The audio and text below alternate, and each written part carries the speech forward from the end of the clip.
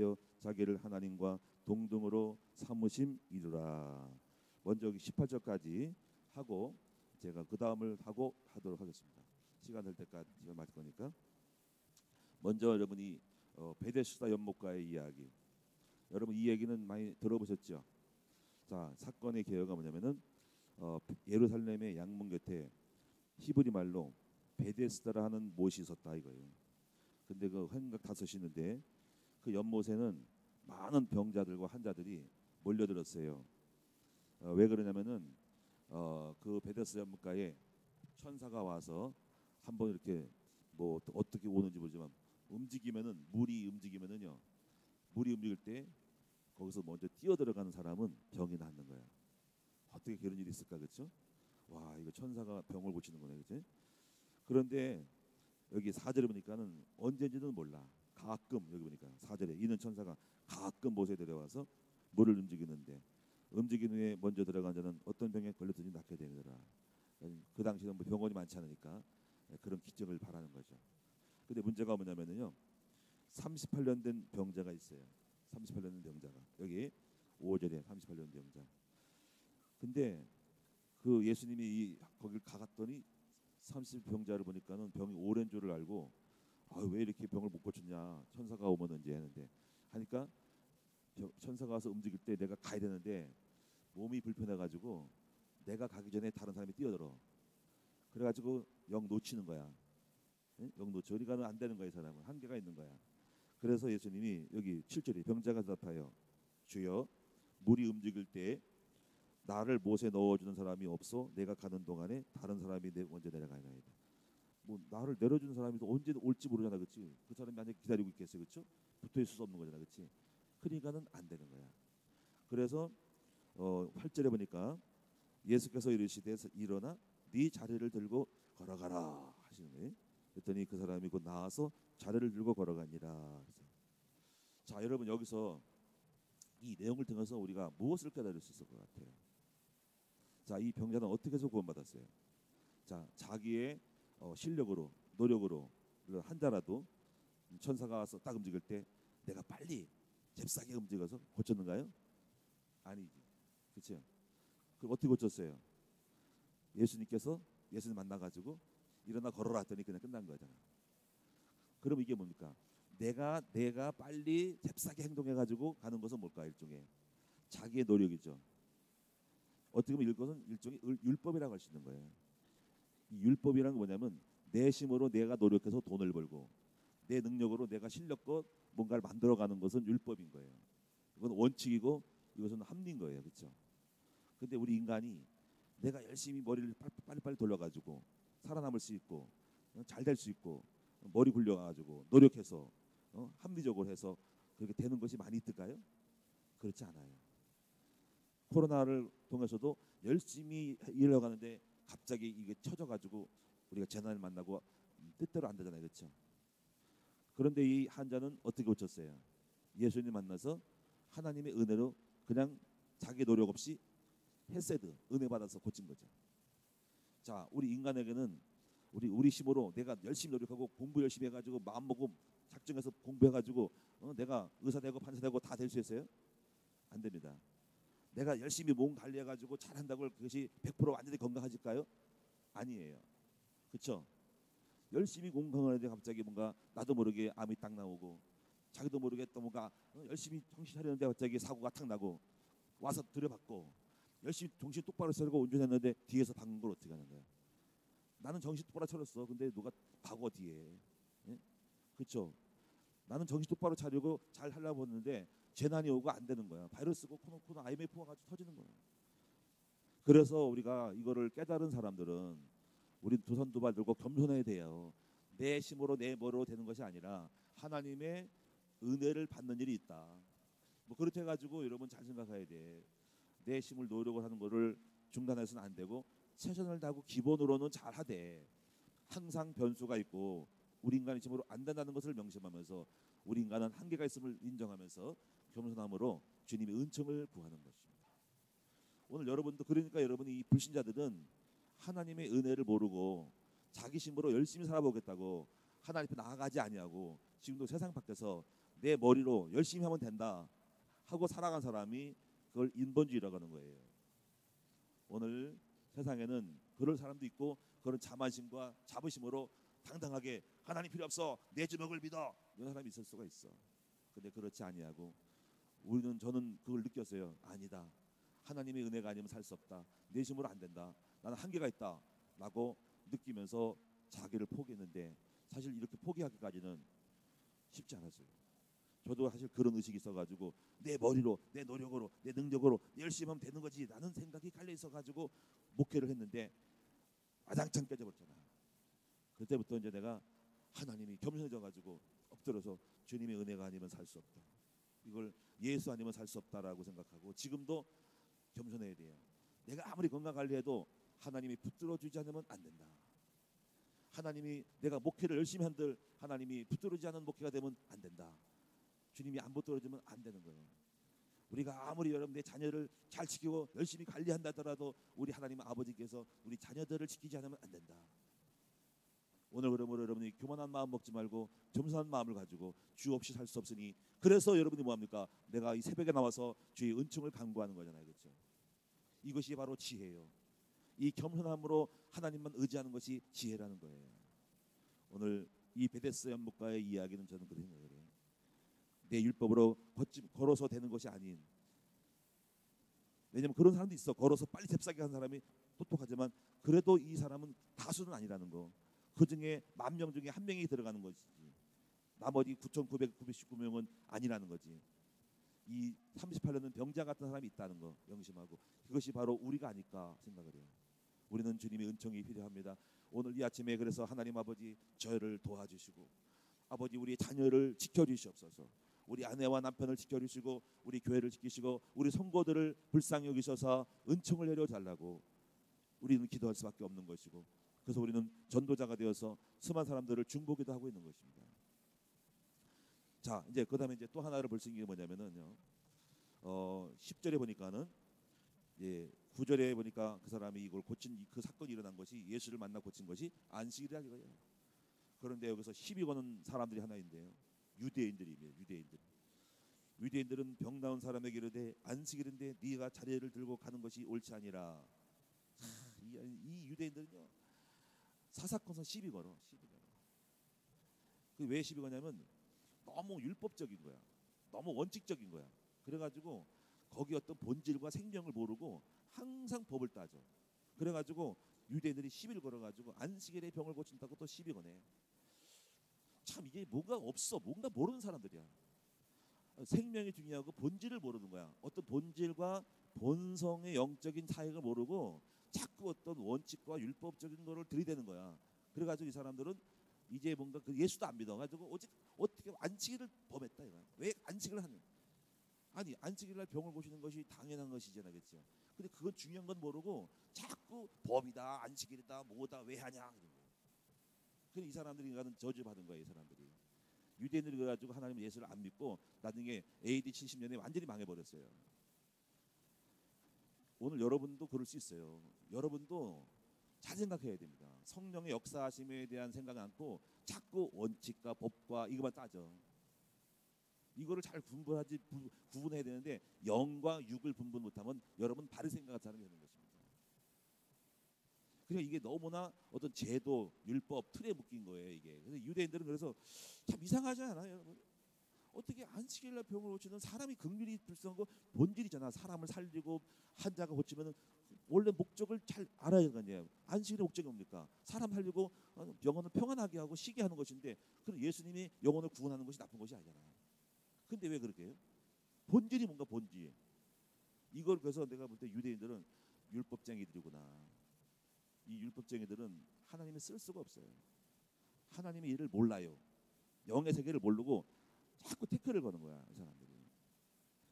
우리는 원칙도 중요하지만은요, 항상 본질을 생각하면서 갈 때만이 정확하게 성령님들을 따라 하나님께서 마침을 주시는 겁니다. 원칙을 따졌다면요, 우리는 아무것도 안 됩니다. 원칙을 따지면 다 컷될 수밖에 없고 직분도 세울 수가 없는 거예요. 원칙 따지면은요, 장로님도 안 되는 겁니다. 원칙 따지면 될 사람이 없어요. 그러나 은혜로 다 된 거예요. 그렇잖아요? 원칙을 따져보세요. 누가 자기가 될 사람이 누가 있습니까? 근데 우리가 그렇기 때문에 우리는 은혜로 넘어가고 원칙이 아니라 본질을 중요해서 가는 성장인데 또 그것이 좋은 거예요. 그거 잘 된 거예요. 그렇죠? 근데 오늘 이런 부분 때문에 많은 사람들이 하나님 역사가 제한될 수밖에 없는 것이라는 거죠. 이걸 잘 보셔야 됩니다. 그다음에 이제 14절에 이제 그래서 바리새인들이 안식일에 고친 것에 대해서 한 자를 신란하고 책망을 했는데 이제 누군지도 몰라. 이 사람들이 이 병자도 누군지 몰랐어. 나중에 예수님 만나가지고 예수님이 그런 거예요. 어떻게 다 낫네 하면서 그러니까는 14절에 보니까는 이제 앞으로 네가 더 나았으니까 다시는 더 이 생기지 않도록 죄를 범하지 말라 이런 말을 했거든요. 이제 그때서야 정확히 보면 여러분이 그때서야 이 38년 병가도 그때서야 그 말을 듣고 저 사람이 예수였구나, 나를 고쳐준 사람이 예수였구나라고 그 인정이 된 거예요. 여기서 중요한 게 뭐냐면요, 이거 생각해 봐야 됩니다. 병의 원인을 생각해야 되는 거지. 분명히 주님이 이렇게 말씀했어. 보라, 네가 나았으니 더 심한 것이 생기지 않게 다시는 죄를 범하지 말라. 우리가 병의 원인이 여러 가지가 있지만은 꼭 죄만 져서 오는 것은 아니에요. 그래서 우리는 은혜가 필요하고 우리가 아무 노력해도 우리가 올 수 있는 이런 수가 있고 또는 죄가 져서 올 수도 있다. 첫째, 내가 규모가 없어서 관리가 안 돼서 올 수도 있다. 두 번째, 그리고 또 내가 죄를 진 것도 없고 아무것도 없는데 하나님의 특별한 뜻이 있어서 올 수도 있다. 세 번째, 그렇죠. 하여튼 여러 가지가 있기 때문에 함부로 단정져서 몸이 아프다 가지고 죄를 졌네 그러면 안 돼요. 함부로 판단하고 정죄하지 말란 말이에요. 또 욕 같은 경우는 몸에 병이 들었잖아. 근데 그거 죄를 진 것이 아니에요. 욥은 완전하고 성결한 사람인데 병이 왔어. 그럴 경우 뭐가 있습니까? 하나님의 섭리가 있다. 이렇게도 인정하는 거니까 여러분이 함부로 이렇게 뭐가 안 됐다, 뭐 사업이 어렵다, 몸이 아프다 해가지고 여러분이 생각할 때 뭐 죄가 있나 이렇게 판단하고 바로 직결로 가면 안 되고 하나님의 뭔가 뜻이 있다, 섭리가 있다, 뭔가 하나님 계획이 있다라고 생각하면서 이렇게 폭넓게 어떤 문제와 사건을 해서 정죄하지 말고 받아들이시는 자세가 필요하다. 이것이 바로 지혜입니다. 왜냐하면 여러분도 그럴 수 있죠. 여러분도 뭐가 아파 그러면 뭐 관절이 아파 그러면 뭐 어디 다리에 죄를 졌나? 그러면 안 되죠, 그렇죠? 아플 수 있는 거죠, 그렇지? 왜? 또 노화로 와서 올 수 있는 거죠, 그렇지?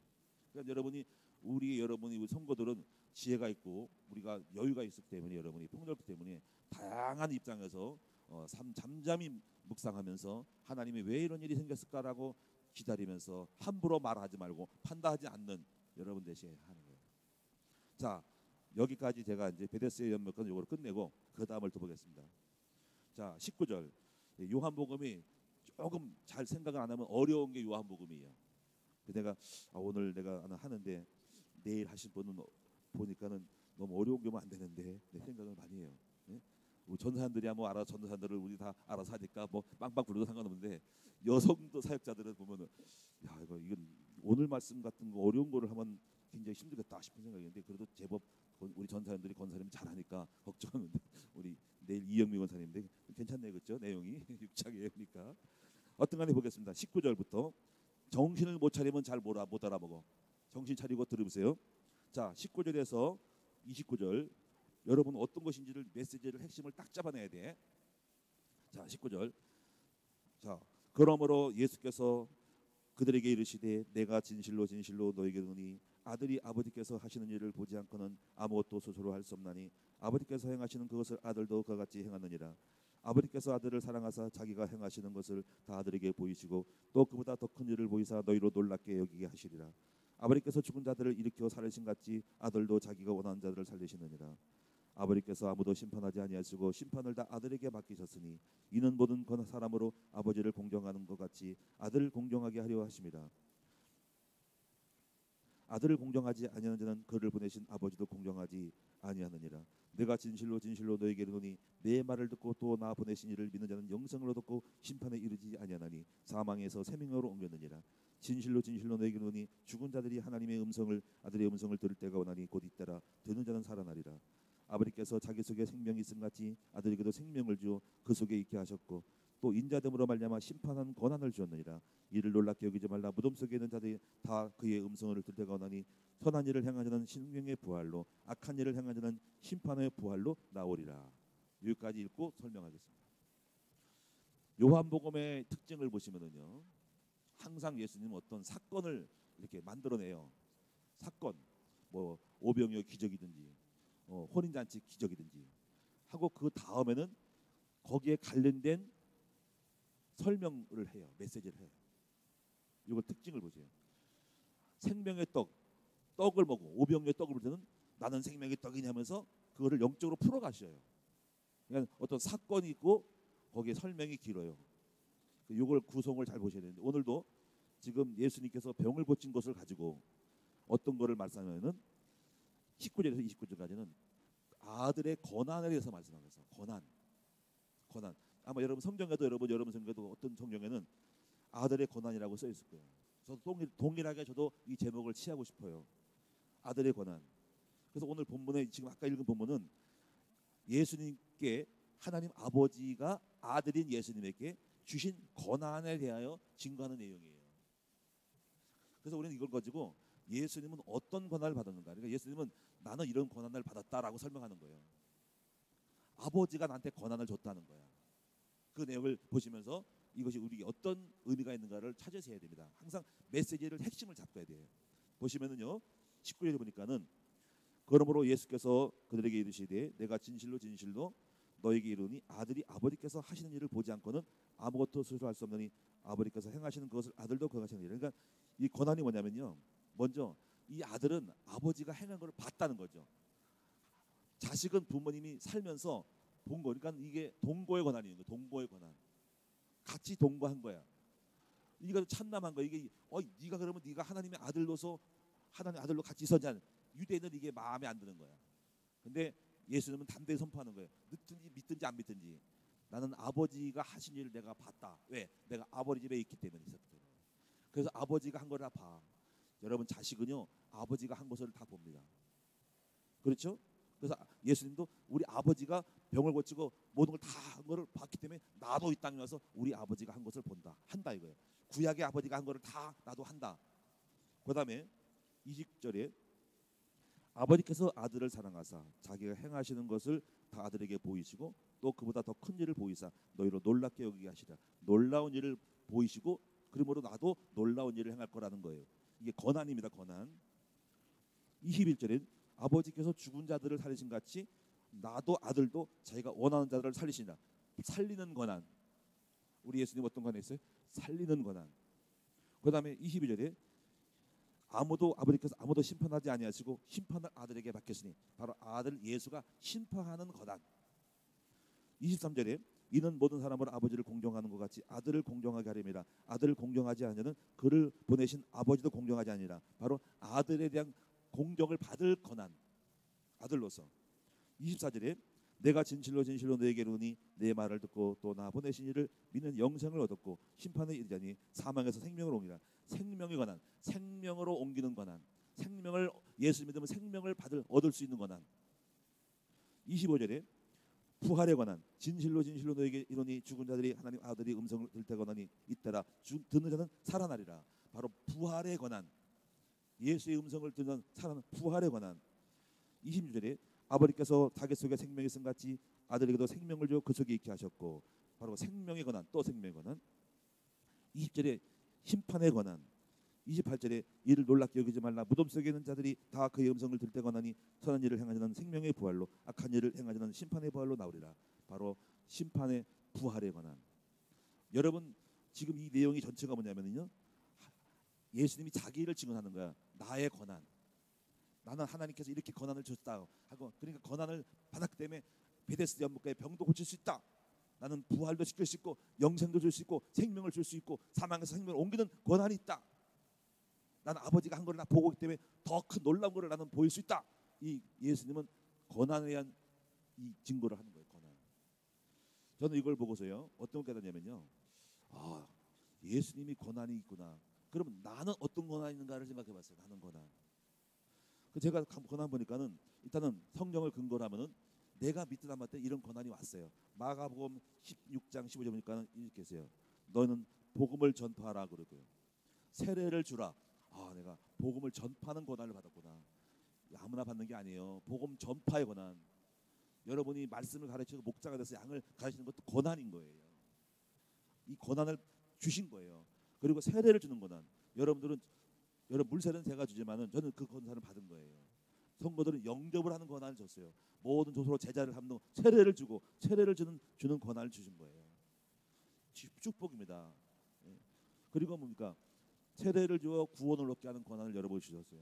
표적 권한, 표적을 따르니 귀신을 쫓고 내 이름으로 귀신을 쫓으면 귀신을 쫓는 권한을 주셨음을 믿으셔야 됩니다.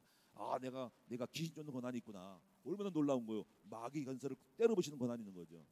또 어떤 권한? 방언을 하고 방언하는 권한. 또 무슨 병인지 고침을 받을 나으리라 치유를 하는 권한을 주었어요. 말씀의 권한, 예배를 인도하는 권한. 우리 목사들 예배를 인도하는 예배의 권한이 있는 거예요. 가르치는 권한, 가르치는 것도 우리가 흔히 가르치지만 아니에요. 가르치는 권한을 주신 거예요. 못 가르치는 사람도 많아요.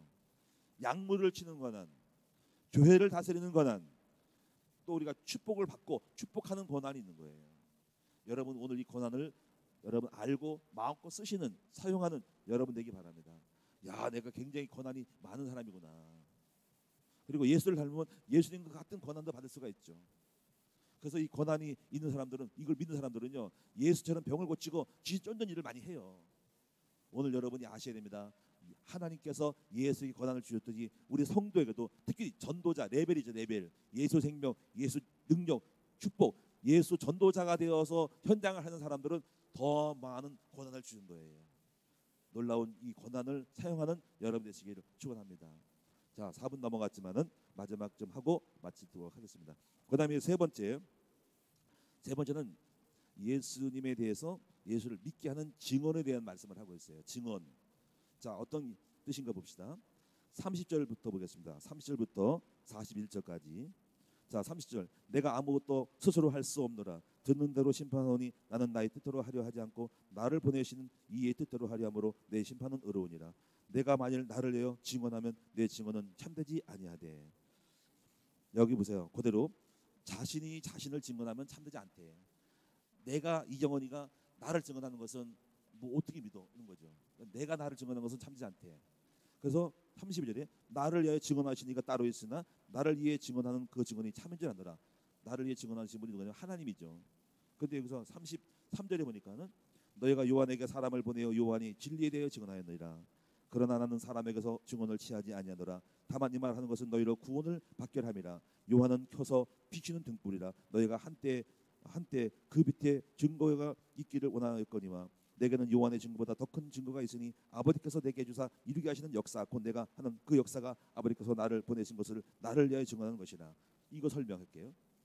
지금 세례 요한이죠. 세례 요한은 지금 누구를 증언했어요? 원래 예수를 증언했잖아요, 그렇지? 근데 예수님은 세례 요한의 증언도 취하지 않는데요. 그 증언을 하든 말든 간에 세례 요한은 예수를 증언했지만 나는 세례 요한이 증언해가지고 내가 메시아라는 그 증언 진짜가 아니라는 거지. 사람의 증언 때문에 어떤 사람이 이정호 목사는 목사님이야 라고 하는 증언이 있을 수 있지만은 좋겠지만 그 증언을 취하지 않겠다는 거야.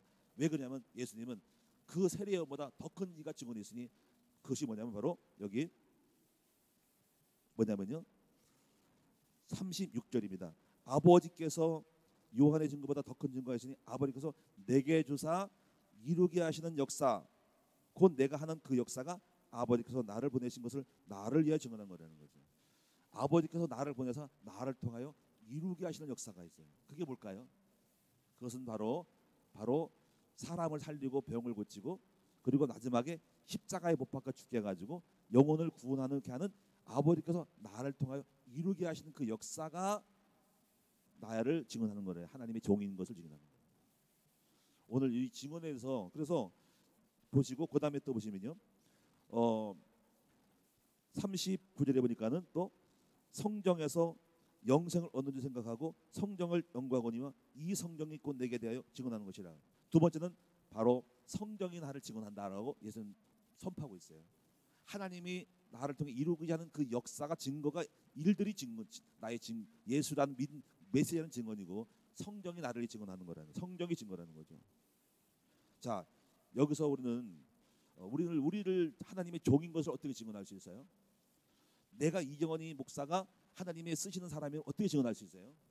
그러면 우리 김상희 사모님이 우리 이정원 목사는 남편이지만 목사님이요 라고 하는 증언도 취하지만 그게 아니고 나를 통해 이루어진 일들이 나를 증언하는 거라는 거죠.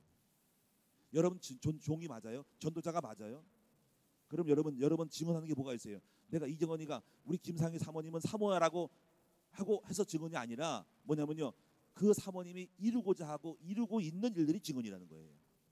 현장의 역사가 증언이라는 거죠. 그러면 이걸 적용을 해보면요, 우리 큰나무교회가 하나님이 쓰시는 교회임을 증언할 수 있을까요? 뭐 교회 이름이 멋있고 이름이 많이 나고 그래서 교회가 쓰는 증거인가요? 다른 사람이 그렇게 말해서 증언할까요? 아닌 거예요. 하나님께서 우리 교회를 통해 이루신 일들이 우리 교회를 사랑하고 하나님이 그동안 함께 하셨다는 전도자 교회가 됐다는 것을 증언하는 거라는 거지. 오늘 여러분도 여러분이 하나님의 종이 맞습니까? 그런 자부심이 있습니까? 그 증언을 뭐라고 말할 수 있겠어요? 사람이 아니라 여러분을 통해서 하나님이 여러분을 통해 이루고자 하시는 일들을 보여주는 것이 증언이다. 이 증언이 참되다. 나는 종이요, 나는 뭐 아무개요 라고 하는 것은 참되지 않다. 예수님도 그걸 취하지 않았어요. 바로 하나님이 나를 통해 이루고자 하시는 일들을 이루게 보는 것이 증언이다.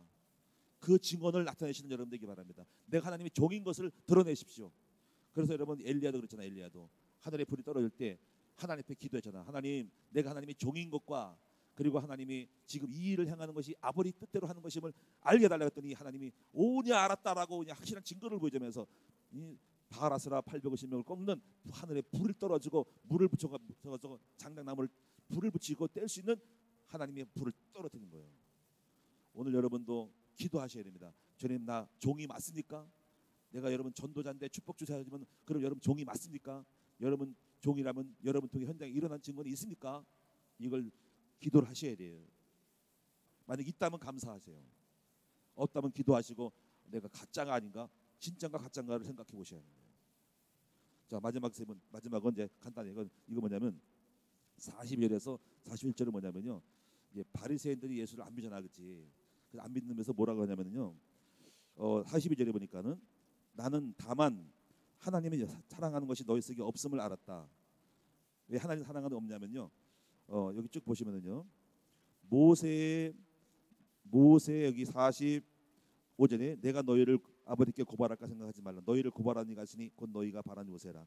모세를 믿었다면 또 나를 믿었으리라. 이는 그가 내게 대하여 기록하였다. 그러나 그 글도 믿지 아니하거든 어찌 내 말을 믿겠냐. 이 얘기 뭐냐면 사실은 바리새인들은 하나님을 사랑하지 않는 거야. 하나님을 사랑한다면 모세오경에 하나님을 말씀을 알았다는 거죠. 그러니까 모세도 안 믿고 하나님 사랑하지 않는 거야. 그래서 모세를 안 믿는 거야. 너희는 모세를 모세 하는데 사실 모세를 안 믿는데 왜?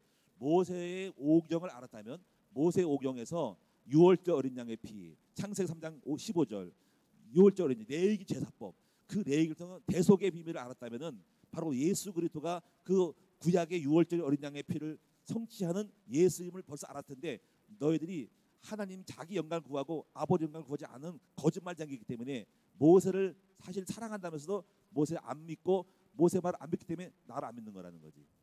그래서 너희는 가짜라는 거예요. 정말 여러분이 모세를 안다면 모세의 말을 믿었고 모세가 기록된 성경을 알게 되고 성경 속에 예수를 증언하기 때문에 나를 인정할 텐데 너희가 나를 인정하지 않으니 모세의 말을 인정하지 않고 모세를 믿지 않기 때문에 너 왜 그냥 하나님 사랑하지 않는 거다, 이런 결론까지 나가는 거죠. 오늘 여러분 다 끝났는데 오늘 여러분 잘 기도 제목을 잡으시기를 축원합니다. 우리는 베데스 연못가의 우리 이 38년 병가를 통해서도 우리 힘으로 안 되는 때 하나님의 은혜가 필요하다. 그다음에 두 번째가 뭐라 그랬어요? 고난, 아들의 고난. 예수님은 고난이 있는데 바로 나는 어떤 고난이 있는가, 이 고난을 찾고 감사하세요. 하나님 나에게 엄청난 고난을 줬구나. 그다음에 증언, 바로 예수가 메시아라는 하나님의 종인 증언. 그 증언은 어떤 거 참되라고 했어요? 하나님이 나를 통해 이루고자 하시는 일들이 나의 증언. 현장의 증거가 증언. 내가 하나님 역사를 이룬 것이 나의 증언. 참된 증거는 증거. 이 증거가 나의 증언이다. 이 증거가 있냐 이거지. 주님이 나를 쓰시고 내가 믿음에 있는 종인임을 증언하는 증거가 있냐 이거지. 이 증거에는 할 말이 없어요. 내가 나를 증언하는 것이 아니고 다른 사람이 나를 증언하고 하는 것이 아니라 내가 하나님 뜻을 이루는 역사의 현장의 증거. 그리고 여러분 마지막에 바리새인이 믿지 않는 이유. 정말로 거짓말쟁이, 믿나가면서도 성경을 믿는다면은 예수를 알았을 텐데 거짓말쟁이, 하나님을 사랑하지 않는 것들, 이런 것들이 생각하시면서 오늘 이 아침에 기도 제목을 잘 잡으시면서 자기를 돌아보면서 기도하시는 여러분 되기를 축원합니다. 예물에서 기도하겠습니다. 살아계신 아버지 하나님, 은혜를 감사를 드립니다. 아버지, 주님의 은혜가 아니면 살 수가 없습니다. 오늘도 예물을 드립니다. 예물 드린 것은 은혜를 받기 위함인 것입니다. 내가 열심히 살지만은 안 되는 것이 많습니다. 특별히 경제 부분 속에서 은총을 내려주셔서 우리 성도들 베데스다 38년 연못가에 아버지 이 현자를 고친 것처럼 우리의 38년 된 문제들을 고쳐주시고 아버지 해결 안 되는 것을 고쳐주시옵소서. 경제를 회복시켜 주시옵소서. 질병을 치료하여 주시옵소서. 자녀들에게 은총을 내려주시옵소서. 우리 힘은 안 되는 것이 많습니다. 은혜를 내려주셔서 일어나 걷게 하여 주시옵소서. 경제가 일어나 걷게 하옵소서. 질병이 일어나 걷게 하옵소서. 환경이 일어나 걷게 하여 주옵시고 우리 남편 우리 자녀들을 일어나 걸으라고 하시는 하나님의 은총의 소리가 우리 속에 들려지게 하여 주시옵소서. 감사드리오며 오늘도 승리하는 하루가 될 줄로 믿습니다. 하나님의 은혜 가운데 걸어가고 승리하는 하루가 될 줄로 믿습니다. 우리 주 예수 그리스도 이름으로 기도드립니다. 아멘.